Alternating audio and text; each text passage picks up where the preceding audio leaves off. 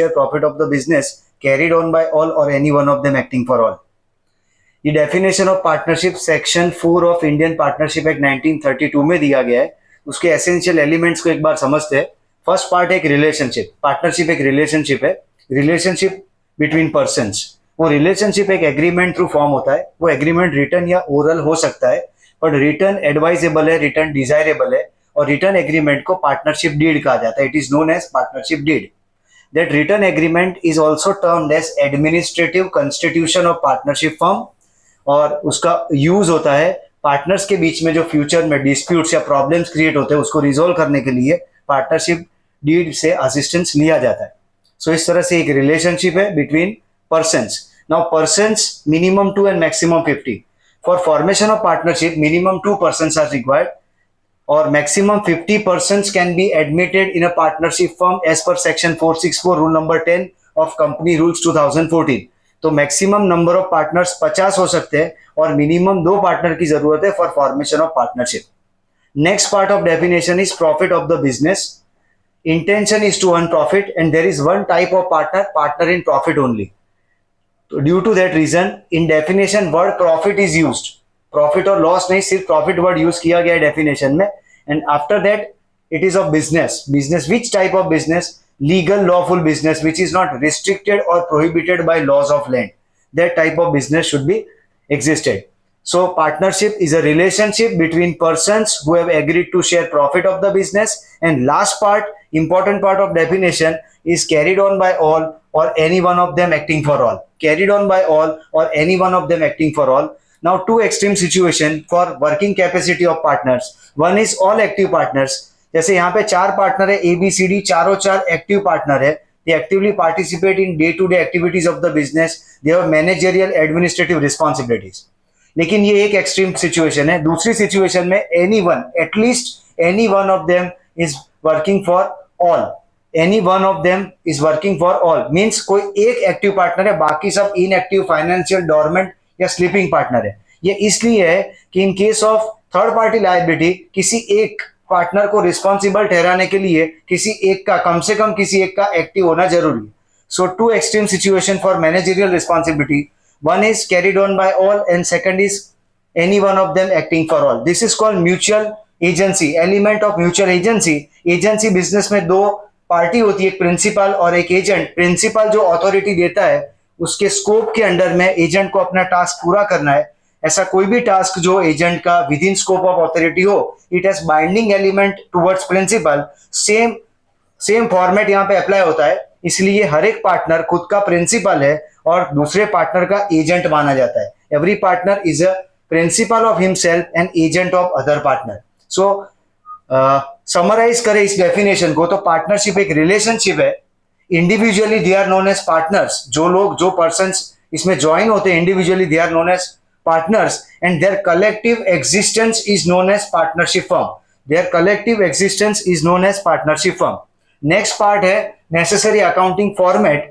तो sole proprietorship partner account, partnership sole proprietorship accounts में हम trading profit and loss and balance sheet बनाते थे, क्योंकि तब ओनर और बिजनेस के ट्रांजेक्शन में ज्यादा कॉम्प्लेक्सिटी नहीं थी. सिर्फ interest on capital and interest on drawings, ये 2 ही ट्रांजेक्शन आते थे. अब यहाँ पे पार्टनर नंबर ऑफ पर्सन्स ज्यादा है, हर एक की वर्किंग कैपेसिटी अलग है. इसलिए एलोकेशन ऑफ प्रॉफिट या एप्रोप्रिएशन ऑफ प्रॉफिट के लिए एक separate account profit and loss के नीचे तैयार करेंगे. वो है profit and loss appropriation account. It's an extension of profit and loss account. It's an extension, it's a part of profit and loss account and named profit and loss appropriation account. Main intention ये account prepare करने का partners और business के बीच के transaction को record करना और creation of reserves, allocation of profit in terms of reserves को रिकॉर्ड करने के लिए profit and loss appropriation account तैयार किया जाता है.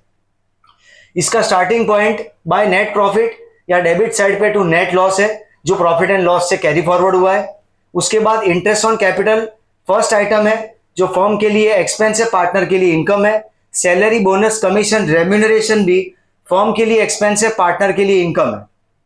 उसके बाद यहाँ पे ये 2 स्पेशल आइटम है, उसमें से एक रिजर्व्स. ये क्रिएशन ऑफ रिजर्व से general reserve, reserve fund, workers accident compensation fund, ऐसे अलग अलग नाम से रिजर्व्स क्रिएट किए जाते हैं. ये स्ट्रेट वे बैलेंस शीट में जाता है. स्ट्रेट वे ये बैलेंस शीट में, क्योंकि यहाँ पे इसका पार्टनर के साथ कोई लुकआउट नहीं है, कोई रोल नहीं है। तो ये जो आइटम हमने रिकॉर्ड की इंटरेस्ट ऑन कैपिटल या सैलरी बोनस, उसकी दूसरी इफेक्ट कहाँ जाती है? तो उसके लिए हमें कैपिटल अकाउंट को समझना है। कैपिटल अकाउंट में दो आइटम क्रेडिट साइड पे और दो आइटम डेबिट साइड पे, ये डॉट की साइन से बताइए। यहाँ पे ओपनिंग बैलेंस ऑफ कैपिटल है, जो हम बैलेंस शीट में सोल प्रोप्राइटर में वर्टिकली प्रिपेयर करते थे कैपिटल अकाउंट, वही यहाँ हॉरिजॉन्टल फॉर्मेट में है। जितने पार्टनर से उतने कॉलम रखे जाएंगे। Starting point opening balance of capital है और उसमें ऐड होता है कैश या एसेट यानी एडिशनल कैपिटल। डेबिट साइड पे एक कैश एसेट है, ये विड्रॉल ऑफ कैपिटल है। जब पार्टनर अपना रिलेशन फर्म के साथ कट ऑफ करना चाहता है तो ह्यूज अमाउंट विड्रॉ करता है, इसे कहते हैं permanent reduction of capital, withdrawal of capital. ये पहली आइटम है कैपिटल अकाउंट की डेबिट साइड पे। और दूसरी आइटम है ड्रॉइंग्स, जो रूटीन प्रॉफिट में से वो विड्रॉ करता है, वो है ड्रॉइंग्स। तो ये चार आइटम का प्रॉफिट लॉस डिस्ट्रीब्यूशन के साथ कोई कनेक्शन नहीं है, ये एक्सक्लूसिवली कैपिटल अकाउंट की आइटम है। इसके बाद जो हमने यहाँ पे डेबिट साइड पे रिकॉर्ड किया इंटरेस्ट ऑन कैपिटल, उसकी दूसरी effect credit side of capital account में आएगी। सैलरी, बोनस, कमीशन, रेम्यूनरेशन भी यहाँ डेबिट होके कैपिटल अकाउंट में क्रेडिट होगा। और डिविजिबल प्रॉफिट, जब क्रेडिट साइड टोटल बढ़ जाए प्रॉफिट एंड लॉस एप्रोप्रिएशन का डेबिट साइड से, तो डिफरेंस डेबिट साइड पे एसरटेन करेंगे, it is known as divisible profit, और वो पार्टनर्स के कैपिटल अकाउंट की क्रेडिट साइड आएगा।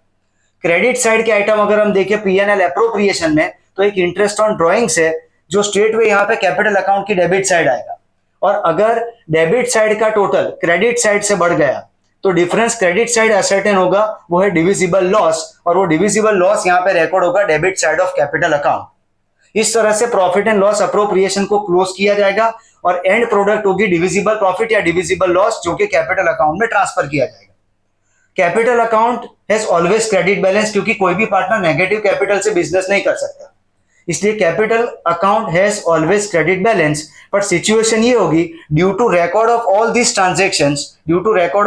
Transaction, opening and closing balance of capital different, opening and closing balance of capital is different, and that is why this particular method of preparing capital account is known as fluctuating or floating capital account method. This method is known as fluctuating or floating capital account method, क्योंकि opening और closing balance of capital change हो रहे हैं। लेकिन अगर partner ऐसा decide करे कि हमें कैपिटल का बैलेंस चेंज नहीं करना है, तो वो सिचुएशन में वो दो अकाउंट प्रिपेयर करेंगे। एक है कैपिटल अकाउंट पार्टनर्स का, जिसके अंदर opening balance and closing balance of capital आएगा, जो मोर और लेस सेम रहेगा। दो एक्सेप्शनल ट्रांजैक्शन यहाँ पे रिकॉर्ड होंगे, लेकिन ये रूटीन रेगुलर ट्रांजैक्शन नहीं है। क्रेडिट साइड पे आता है एडिशनल कैपिटल और डेबिट साइड पे आता है विड्रॉल ऑफ कैपिटल, लेकिन ये दो ट्रांजैक्शन सिचुएशनली आते हैं और लॉन्ग टाइम ड्यूरेशन के ट्रांजैक्शन है, एक्सेप्शनल नेचर के। Otherwise in normal ongoing form, opening and closing balance of capital remains constant same. That is why this method is known as fix capital account method. तो question ये आता है कि जो items हम यहाँ पे रिकॉर्ड करते थे कैपिटल अकाउंट में, जो एनुअल आइटम्स है, interest on capital, salary, bonus, commission वगैरह, वो सब कहाँ जाएगी? तो उसके लिए एक सेपरेट अकाउंट ओपन किया जाता है, it is known as partners current account. It is known as partners current account, जिसकी शुरुआत होती है क्रेडिट बैलेंस या डेबिट बैलेंस से, फिर इंटरेस्ट ऑन कैपिटल, जो यहाँ पे कैपिटल अकाउंट में क्रेडिट होता था वो यहाँ करंट अकाउंट में क्रेडिट होगा। सैलरी, बोनस, कमीशन, रेम्यूनरेशन, वो भी यहाँ पे क्रेडिट होगा। उसके बाद डिविजिबल प्रॉफिट जो क्रेडिट होता था कैपिटल अकाउंट में, वो भी यहाँ क्रेडिट होगा। और डेबिट साइड के item drawings, interest on drawings and divisible loss भी यहाँ पे रिकॉर्ड होगा। यानी जो एनुअल आइटम्स कैपिटल अकाउंट का हिस्सा थी वो सब करंट अकाउंट में आएगी। एक स्पेशल आइटम यहाँ पे interest on opening credit and debit balance of current account है, उसको समझना है हमें। ये किस लिए है? अगर पार्टनर ए ने एन्युअली एक साल में अगर 100 रुपए कमाए और उसने 80 रुपीज विड्रॉ किए, तो उसका 20 रुपीज का क्रेडिट बैलेंस बच जाता है, यानी पॉजिटिव बैलेंस बच जाता है। यानी पार्टनर ए ने अपने 20 रुपए फर्म के साथ रखे हुए हैं। पार्टनर बी के केस में क्या है कि उसका अर्निंग 100 रुपीज का है पर उसका विड्रॉल 130 रुपीज का है, तो उसने 30 रुपीज एक्स्ट्रा विड्रॉ किए। उसने फर्म की कैपिटल में से, वर्किंग कैपिटल में से 30 रुपए विड्रॉ किए। अब सिचुएशन ये होती है कि पार्टनर्स पे मॉरल कंट्रोल एस्टैब्लिश करने के लिए ये जो बैलेंस ऑफ करंट अकाउंट है उसके ऊपर भी इंटरेस्ट चार्ज किया जाता है या अलाउ किया जाता है, ताकि वो ज्यादा से ज्यादा बैलेंस फर्म में रिटेन करे वर्किंग कैपिटल के फॉर्म में, ताकि फर्म को एक्सटर्नल फाइनेंस जनरेट ना करना पड़े रूटीन बिजनेस एक्टिविटी के लिए। Due to that reason interest is charge और allowed on opening balance of current account. अगर उसका क्रेडिट बैलेंस है पार्टनर का, जैसे ये 100 रुपीज उसने अर्न किए और 80 रुपीज विड्रॉ किए, तो उसका 20 रुपीज का क्रेडिट बैलेंस है, उस पर उसे इंटरेस्ट मिलेगा। फर्म की साइड से उसे इंटरेस्ट मिलेगा, इसलिए फर्म के लिए एक्सपेंस है, इसलिए profit and loss appropriation account की वो डेबिट साइड आता है एंड पार्टनर्स करंट अकाउंट की वो क्रेडिट साइड आता है। ये डॉट करके आइटम हमने सेपरेटली शो किया, ये सिर्फ करंट अकाउंट को टारगेट कर रही है। अगर पार्टनर ने डेबिट बैलेंस रखा है अपना, यानी उसने ज्यादा अमाउंट विड्रॉ किया है, यानी उसने 100 रुपीज अर्न किया और 130 विड्रॉ किए, तो 30 रुपीज का उसका नेगेटिव बैलेंस है और नेक्स्ट अकाउंटिंग ईयर में वो डेबिट साइड शो होगा करंट अकाउंट में, उसके ऊपर उससे इंटरेस्ट चार्ज किया जाएगा। So interest on debit balance, opening debit balance of current account is an income for the business and expense for partner, so credited to profit and loss appropriation and debited to partners current account। तो summary ये बनती है यहाँ पे कि capital account is always credit balance but current account may have debit और credit balance. It depends on the situation how much amount is withdrawn by the partner from yearly earnings. तो yearly earning में से अगर कम withdraw किया है तो positive balance रहेगा, ज्यादा एक्सेस अमाउंट विड्रॉ किया है तो उसका नेगेटिव बैलेंस रहेगा। So current account may have debit और क्रेडिट बैलेंस। ये लास्ट में ये एक चार्ट प्रिपेयर किया है जो सारे ट्रांजैक्शन की समरी प्रेजेंट करता है, जिसमें कॉलम से पर्टिकुलर्स फॉर्म के लिए हर एक आइटम का स्टेटस क्या है, पार्टनर के लिए स्टेटस क्या है, कहां डेबिट होता है, कहां क्रेडिट होता है, और इन एब्सेंस ऑफ डीड ये आइटम को किस तरह से डील करना है, in absence of partnership deed ये पर्टिकुलर आइटम को किस तरह से डील करना है। तो पहला है इंटरेस्ट ऑन कैपिटल, फर्म के लिए एक्सपेंस है, पार्टनर के लिए इनकम है, डेबिट होता है प्रॉफिट एंड लॉस एप्रोप्रिएशन में, क्रेडिट होता है कैपिटल और करंट अकाउंट में। सिचुएशनल है, अगर फ्लक्चुएटिंग कैपिटल है तो ये कैपिटल में जाएगा और फ्लोटिंग फिक्स कैपिटल मेथड है तो ये करंट अकाउंट में जाएगा। तो कैपिटल ऑब्लिक करंट अकाउंट यहाँ पे मेंशन किया है क्रेडिट इफेक्ट के लिए। अगर डीड नहीं है तो इंटरेस्ट ऑन कैपिटल अलाउ नहीं किया जाएगा। दूसरी आइटम है सैलरी बोनस कमीशन रेम्यूनरेशन, ये भी फर्म के लिए एक्सपेंस, पार्टनर के लिए इनकम है, डेबिट होता है पीएनएल एप्रो में, क्रेडिट होता है कैपिटल और करंट अकाउंट में, और अगर डीड नहीं है तो अलाउ नहीं किया जाएगा। तीसरी आइटम है interest on opening credit balance of current account, ये फर्म के लिए एक्सपेंस है, पार्टनर के लिए इनकम है, डेबिट होता है प्रॉफिट एंड लॉस एप्रोप्रिएशन में, लेकिन खास ध्यान रखना है कि करंट अकाउंट में क्रेडिट होगा, क्योंकि करंट अकाउंट के ओपनिंग बैलेंस का इंटरेस्ट है, इसलिए कैपिटल में नहीं जा सकता, करंट अकाउंट का होना तय है यहाँ पे, इसलिए सेकंड इफेक्ट इसकी करंट अकाउंट में जाएगी, और अगर डीड नहीं है तो इस पे भी अलाउ नहीं होगा। ये एक स्पेशल आइटम है interest on loan borrowed. Firm ने अगर पार्टनर से लोन बोरो किया है, फर्म ने अगर पार्टनर से लोन बोरो किया है तो उसका इंटरेस्ट फर्म के लिए एक्सपेंस है, पार्टनर के लिए इनकम है, लेकिन ये रूटीन फाइनेंशियल एक्सपेंस जैसा है। फर्म के लिए तो ये एक्सटर्नल सोर्स ऑफ फाइनेंस है, लोन बैंक से लिया जाए कि पार्टनर से लिया जाए उससे कोई डिफरेंस क्रिएट नहीं होता, इसलिए ये प्रॉफिट एंड लॉस जहां पे बैंक लोन का इंटरेस्ट, बैंक ओवरड्राफ्ट का इंटरेस्ट आता है, सेम वे ये पार्टनर की लोन का इंटरेस्ट, खास ध्यान रखना है प्रॉफिट एंड लॉस अकाउंट में डेबिट होता है और लोन अकाउंट में, पार्टनर्स की लोन अकाउंट जिसका बैलेंस शीट में हम शो करते हैं वहां पे उसको ऐड किया जाता है। तो first effect profit and loss account debit side and second effect balance sheet में लोन में प्लस होगा ये। लेकिन अगर डीड में मेंशन नहीं किया हो, बाकी सब आइटम में हमने ये देखा कि नॉट अलाउड, लेकिन ये आइटम ऐसी है कि यहाँ पे 6% पर एनम इंटरेस्ट अलाउ किया जाएगा। In absence of partnership deed 6% per annum interest is allowed on loan